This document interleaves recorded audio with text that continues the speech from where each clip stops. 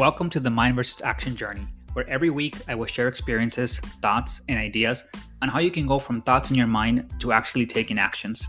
Life is not formed by just what is in our mind, but by actually taking action on what is in our mind. It is not enough to simply hope, think, and wish. We must take action.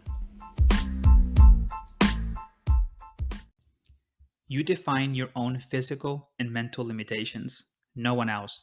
Just because someone thinks you can't, it does not mean you can't. It means they can't. Limitations are very real, and everyone has them, from people, animals, companies to Mother Nature.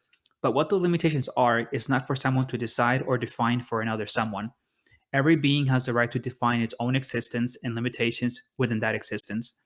What a person is able to do is very much different than what another person can do based on genetics, innate born talents, and most importantly, self will to push self boundaries to the point of impossibility.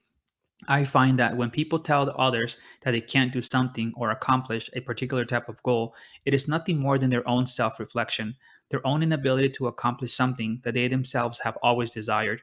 And the reason why they have not yet accomplished those desires is probably no more than they believing from someone else that told them that they couldn't. Or they simply never even tried or tried and gave up when the going got hard. So it is not that they were not able to do so.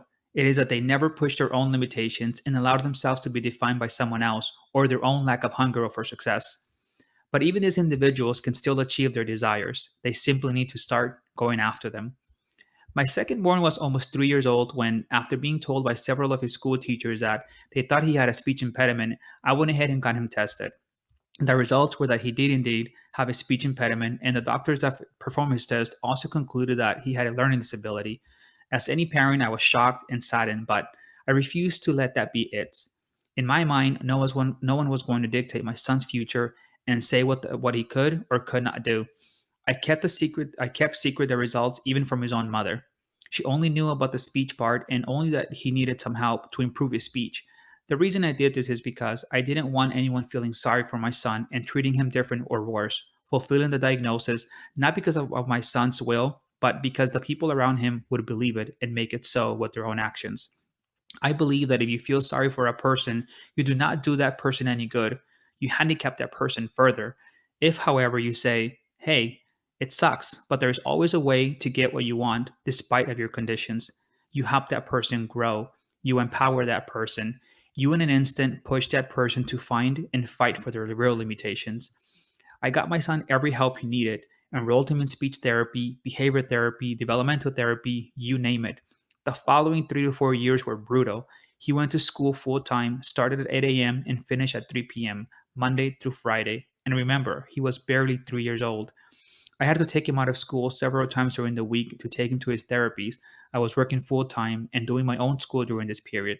Luckily, my work did not have me chained to a desk, so I had a lot of freedom and flexibility.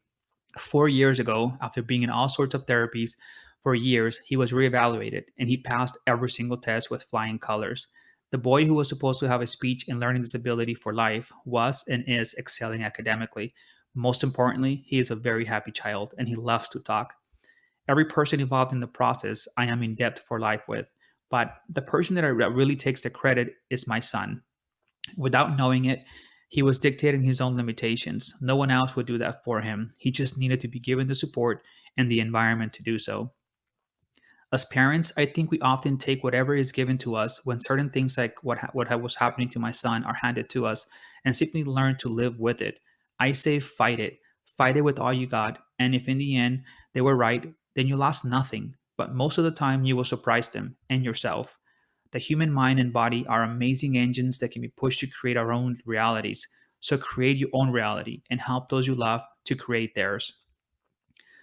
I leave you with some ways to help you break past what you believe to be your own limitations. Become aware of limiting thoughts that you created on your own or that you picked up from others. It is difficult to change something you are not aware of or do not accept exist.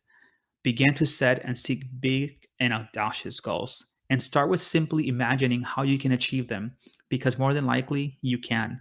Allow yourself to dream big, and then look around for the many ways on how you can bring those dreams to fruition. Start taking actions today towards those big dreams. Nothing can happen without taking some form of action. Even if that action is a small one, take it. Action is a mighty powerful force that can set your life in a completely different trajectory than the one you are in now. Surround yourself with others, not just dreamers, but doers, the shakers of the world. Amazing things start to happen when you surround yourself with other action driven folks. Life and your desires simply start taking form. Finally, whatever you do, never stop growing. Even when you do achieve your goals and desires, committing to a never ending growth forces you to soar beyond what you once thought were your own limitations. You raise your own bar, and you help others raise theirs. Our universe is constantly looking for those that wish to keep expanding with it. Remember, if we are not growing, we are dying. It is a simple law of life.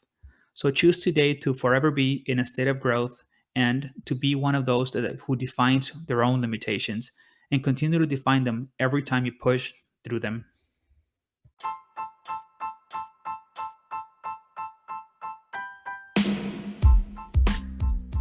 Please subscribe to my blog, podcast, or YouTube channel to get notifications when my weekly entry is posted. I promise I will never disappoint. Thank you, and until next time, I challenge you to own your thoughts, actions, process, results, and ultimately your life story. Most importantly, I challenge you to go from thoughts in your mind to taking actual actions on those thoughts, as nothing happens until actions are taken.